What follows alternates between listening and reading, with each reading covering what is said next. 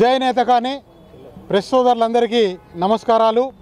ఇప్పుడు ఏదైతే supreme court SC వర్గీకరణ మీద తీర్పు చెప్పడం జరిగింది, ఆ తీర్పుకు అనుగుణంగానే మేము ఆ తీర్పుని స్వాగతిస్తూనే మాకు ఈ తెలంగాణ ప్రాంతంలో 18 లక్షల జనాభా కలిగినటువంటి నేతకాని క్యాస్టుకు ప్రత్యేకంగా ఒకవేళ ఈ రాష్ట్ర ప్రభుత్వం కింద వర్గీకరణ కింద జరిపి దానికి స్పెషల్ కమిషన్ కింద అలాట్మెంట్ చేసినట్టు ఉంటే మా కులానికి ప్రత్యేకంగా ఏ కేటగిరీలో తీసుకోవాలని మేము ప్రభుత్వాన్ని డిమాండ్ చేస్తాము.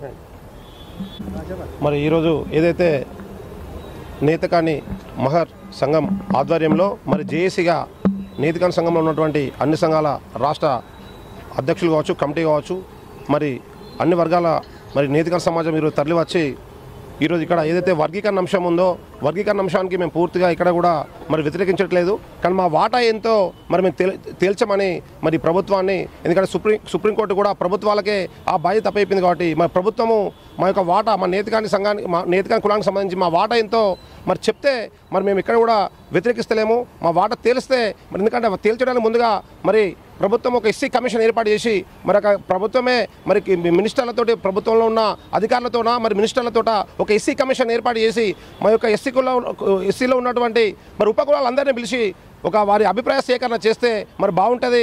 మరి వారికి చాలా మరి అట్టడుగు వర్గాల్లో చాలా బీద కుటుంబాల్లో ఉన్నటువంటి మరి నేతకాని కులం కూడా మాది ఒక కులం ఉంది.